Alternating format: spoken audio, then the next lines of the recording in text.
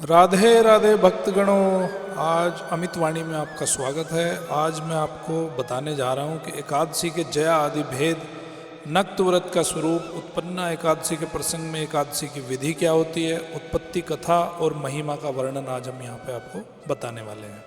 तो ध्यान से सुनिएगा।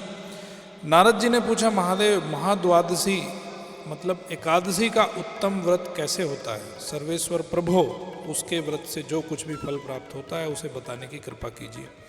तो महादेव जी ने कहा, ब्राह्मण, यह एकादशी महान पुण्य फल को देने वाली है। श्रेष्ठ मुनियों को भी इसका अनुष्ठान करना चाहिए। विशेष विशेष नक्षत्रों का योग होने पर यह तिथि जया, विजया, जयंती तथा पाप नाशिनी इन 4 नामों से विख्यात होती है।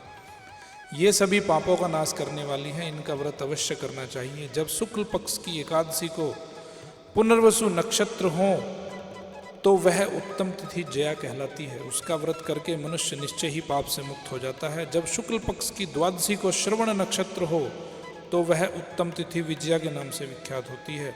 इसमें किया हुआ दान और ब्राह्मण भोजन सहस्त्र गुना फल देने वाला है तथा होम और उपवास तो सहस्त्र गुने से भी अधिक फल देता है।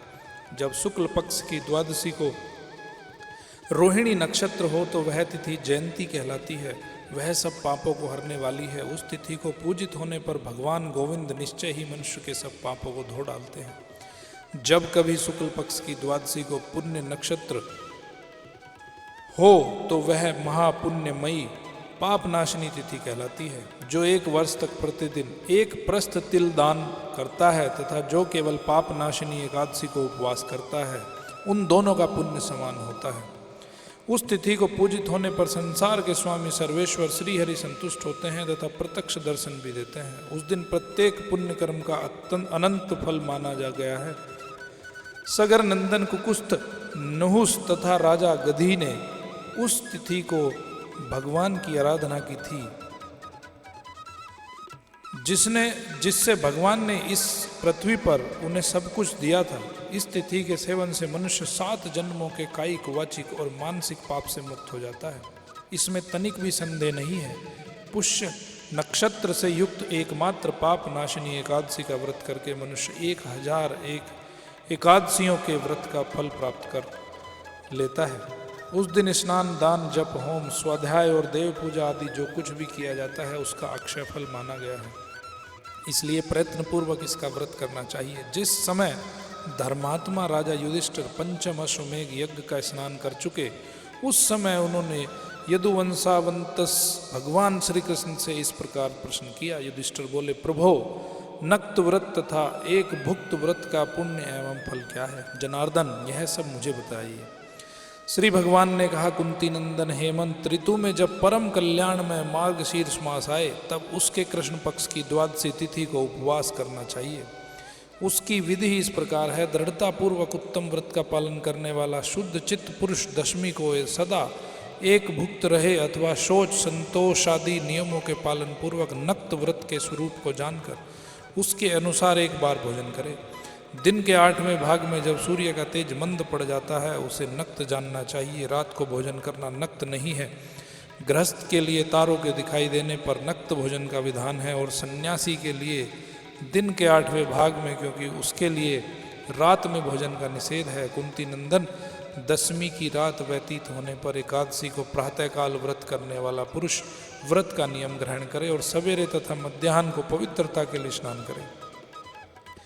कुएं का स्नान निम्न श्रेणी का है। बावली में स्नान करना मध्यम, पोखर में उत्तम तथा नदी में उससे भी उत्तम माना गया है। जहाँ जल में खड़ा होने पर जल जंतुओं को पीड़ा होती हो, वहाँ स्नान करने पर पाप और पुण्य बराबर होता है। यदि जल को छान कर शुद्ध कर लें तो घर पर भी स्नान करना उत्तम माना गया है। इसलिए पांडव श्रेष्ठ घर पर उक्त विधि से स्नान करें। स्नान के पहले निम्नांकित मंत्र पढ़कर शरीर में मृत्तिका लगा लें। अश्वक्रांते रथक्रांते विष्णुक्रांते वसुंधरे मृत्ति के हर में पापम यन्नमया पूर्व सज्जिचम तम। वसुंधरे, तुम्हारे ऊपर अश्व और रथ चला करते हैं। भगवान विष्णु ने भी वामन अवतार धारण कर तुम्हें अपने पैरों से नापा था। मृत्ति के मैंने पूर्व काल में जो पाप संचित किया है उस मेरे पाप को हर लो। वृत्ति पुरुष को चाहिए कि वह एक चित्त और दृढ़ संकल्प होकर क्रोध और लोभ का परित्याग करे। अंत्यज पाखंडी मिथ्यावादी ब्राह्मण नंदक अगम्या स्त्री के साथ गमन करने वाले अन्याय दुराचारी परधनहारी तथा पर स्त्रीगामी मनुष्यों से वार्तालाप न करें। भगवान के शव की पूजा करके उन्हें नैवेद्य भोग लगाएं। घर में भक्ति युक्त मन से दीपक जलाकर रखें। पार्थ उस दिन निद्रा और मैथुन का परित्याग करें। धर्मशास्त्र से मनोरंजन करते हुए संपूर्ण दिन व्यतीत करें। नरप श्रेष्ठ भक्ति युक्त होकर रात्रि में जागरण करें। ब्राह्मणों को दक्षिणा दें और प्रणाम करके उनसे त्रुटियों के लिए क्षमा मांगें। जैसी कृष्ण पक्ष की एकादशी है वैसी शुक्ल पक्ष की भी है। इसी विधि से उसका भी व्रत करना चाहिए। पार्थ द्विज को उचित है कि वह शुक्ल और कृष्ण पक्ष की एकादशी के व्रती लोगों में भेद बुद्धि न उत्पन्न करे। शंखोद्धार तीर्थ में स्नान करके भगवान गदाधर का दर्शन करने से जो पुण्य होता है तथा संक्रांति के अवसर पर 4 लाख का दान देकर जो पुण्य प्राप्त किया जाता है वह सब एकादशी व्रत की 16वीं कला के बराबर भी नहीं है। प्रभास क्षेत्र में चंद्रमा और सूर्य के ग्रहण के अवसर पर स्नान दान से जो पुण्य होता है वह निश्चय ही एकादशी को उपवास करने वाले मनुष्य को मिल जाता है। केदार क्षेत्र में जल पीने से पुनर्जन्म नहीं होता। एकादशी का भी ऐसा ही महात्म्य है। यह भी गर्भवास का निवारण करने वाली है। पृथ्वी पर अश्वमेध यज्ञ का जो फल होता है उससे 100 गुना अधिक फल एकादशी व्रत करने वाले को मिलता है। जिसके घर में तपस्वी एवं श्रेष्ठ ब्राह्मण भोजन करते हैं उसको जिस फल की प्राप्ति होती है वह एकादशी व्रत करने वाले को भी अवश्य मिलता है। वेदांगों के परगामी विद्वान ब्राह्मण को सहस्त्र गोदान करने से जो पुण्य होता है उससे 100 गुना पुण्य एकादशी व्रत करने वाले को प्राप्त होता है। इस प्रकार व्रती को वह पुण्य प्राप्त होता है जो देवताओं के लिए भी दुर्लभ है। रात को भोजन कर लेने पर उससे आधा पुण्य प्राप्त होता है तथा दिन में एक बार भोजन करने से देहधारियों को नक्त भोजन का आधा फल मिलता है। जीव जब तक भगवान विष्णु के प्रिय दिवस एकादशी को उपवास नहीं करता तभी तक तीर्थ दान और नियम अपने महत्व की गर्जना करते हैं। इसलिए पांडव श्रेष्ठ तुम इस व्रत का अनुष्ठान करो। कुंती नंदन यह गोपनीय है उत्तम व्रत है जिसका मैंने तुमसे वर्णन किया है। हजारों यज्ञों का अनुष्ठान भी एकादशी व्रत की तुलना नहीं कर सकता। युधिष्ठिर ने पूछा, भगवान पुण्यमयी एकादशी तिथि कैसे उत्पन्न हुई, संसार में क्यों पवित्र मानी गई तथा देवताओं को कैसे प्रिय हुई? श्री भगवान बोले, कुंती नंदन प्राचीन समय की बात है। सतयुग में मुर नामक दानव रहता था। वह बड़ा ही अद्भुत अत्यंत रौद्र तथा संपूर्ण देवताओं के लिए भयंकर था। उस काल रूपधारी दुरात्मा महासुर ने इंद्र को भी जीत लिया था। संपूर्ण देवता उससे परास्त होकर स्वर्ग से निकल जा चुके थे और शंकित तथा भयभीत होकर पृथ्वी पर विचरा करते थे। एक दिन जब सब देवता महादेव जी के पास गए, वहां इंद्र ने भगवान शिव के आगे सारा हाल कह सुनाया। इंद्र बोले, महेश्वर ये देवता स्वर्गलोक से भ्रष्ट होकर पृथ्वी पर विचर रहे हैं। मनुष्यों में रहकर इनकी शोभा नहीं होती। देव कोई उपाय बतलाइए, देवता किसका सहारा लें? महादेव जी ने कहा, देवराज जहाँ सबको शरण देने वाले, सबकी रक्षा में तत्पर रहने वाले जगत के स्वामी भगवान गरुड़ ध्वज विराजमान है वहाँ जाओ, वे तुम लोगों की रक्षा करेंगे। भगवान श्री कृष्ण कहते हैं, युधिष्ठिर महादेव जी की बात सुनकर परम बुद्धिमान देवराज इंद्र संपूर्ण देवताओं के साथ वहाँ गए। भगवान गदाधर श्री क्षीर सागर के जल में सो रहे थे। उनका दर्शन करके इंद्र ने हाथ जोड़कर स्तुति आरंभ की। इंद्र बोले, देवेश्वर आपको नमस्कार है। देवता और दानव दोनों ही आपकी वंदना करते हैं। पुंडरीकाक्ष आप दैत्यों के शत्रु हैं। मधुसूदन हम लोगों की रक्षा कीजिए।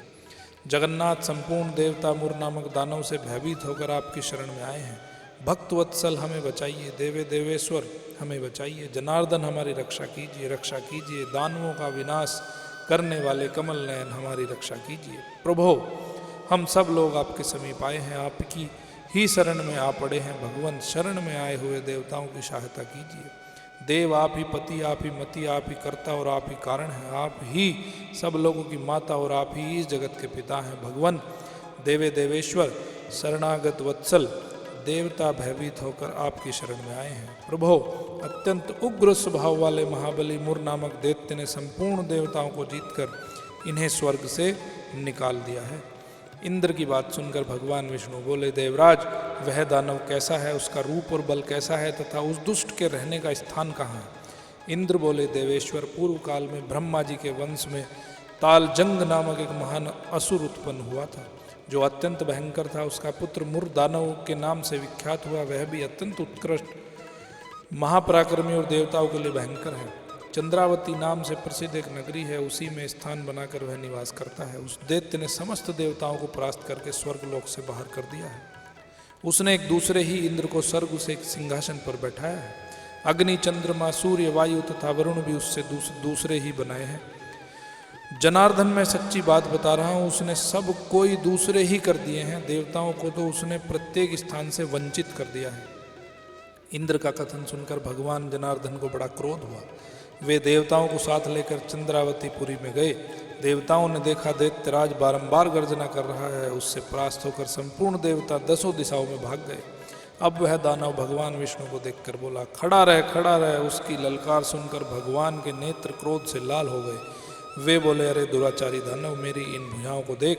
यह कहकर श्री विष्णु ने अपने दिव्य बाणों से सामने आए हुए दुष्ट दानव को मारना आरंभ किया। दानव भय से विट्ठल हो उठे। पांडुनंदन तत्पश्चात श्री विष्णु ने दैत्य सेना पर चक्र का प्रहार किया। उससे छिन्न भिन्न होकर सैकड़ों योद्धा मौत के मुख में चले गए। इसके बाद भगवान मधुसूदन बद्री का श्रम को चले गए। वहाँ सिंहावती नाम की गुफा थी जो 12 योजन लंबी थी। पांडुनंदन, उस गुफा में एक ही दरवाजा था। भगवान विष्णु उसी में सो रहे। दानव मूल भगवान को मार डालने के उद्योग में लगा था। वह उनके पीछे लगा रहा। वहां पहुंचकर उसने भी उसी गुहा में प्रवेश किया। वहां भगवान को सोते देख उसे बड़ा हर्ष हुआ। उसने सोचा, यह दानवों को भय देने वाला देवता है, अतः निस्संदेह इसे मार डालूंगा। युधिष्ठिर, दानव के इस प्रकार विचार करते ही भगवान विष्णु के शरीर से कन्या प्रकट हुई, जो बड़ी ही रूपवती, सौभाग्यशालिनी तथा दिव्य अस्त्र शस्त्रों से युक्त थी। वह भगवान के तेज के अंश से उत्पन्न हुई थी। उसका बल और पराक्रम महान था।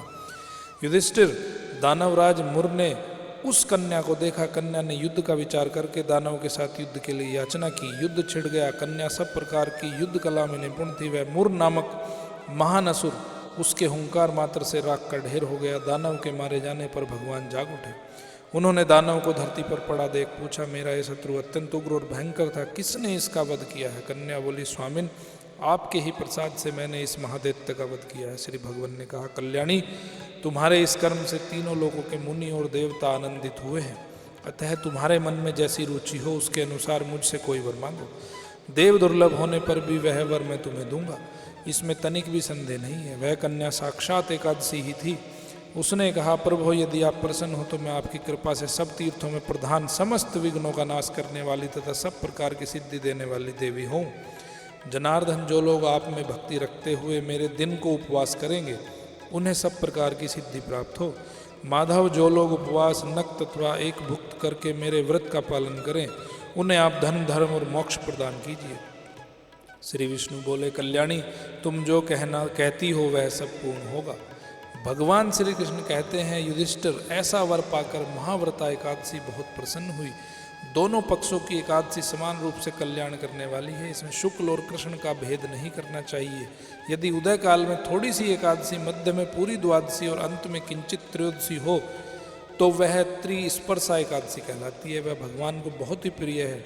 यदि एक त्रिस्पर्शा एकादशी को उपवास कर लिया जाए तो 1 सहस्त्र एकादशी व्रतों का फल प्राप्त होता है तथा इसी प्रकार द्वादशी में पारण करने पर सहस्त्र गुना फल माना गया है। अष्टमी, एकादशी, षष्ठी, तृतीया और चतुर्दशी यदि पूर्व तिथि से विद्ध हों तो उनमें व्रत नहीं करना चाहिए। मतलब जब दशमी होती है तो दशमी के दिन कभी भी आपको एकादशी का व्रत नहीं करना है। परवर्तनी तिथि से युक्त होने पर ही इनमें उपवास का विधान है। पहले दिन में और रात में भी एकादशी हो तथा दूसरे दिन केवल प्रातःकाल एक दंड एकादशी रहे तो पहली तिथि का परित्याग करके दूसरे दिन की द्वादशी युक्त एकादशी को ही उपवास करना चाहिए। यह विधि मैंने दोनों पक्षों की एकादशी के लिए बताई है। जो मनुष्य एकादशी को उपवास करता है वह वैकुंठ धाम में, जहाँ साक्षात भगवान गरुड़ ध्वज विराजमान है, जाता है। जो मानव हर समय एकादशी के महात्म्य का पाठ करता है उसे सहस्त्र गोदानों के पुण्य का फल प्राप्त होता है। जो दिन या रात में भक्ति पूर्वक इस महात्म्य का श्रवण करते हैं वे निसंदेह ब्रह्मत्या आदि पापों से मुक्त हो जाते हैं। एकादशी के समान पाप नाशक व्रत दूसरा कोई नहीं है। जय हो एकादशी मैया की। धन्यवाद भक्तजनों।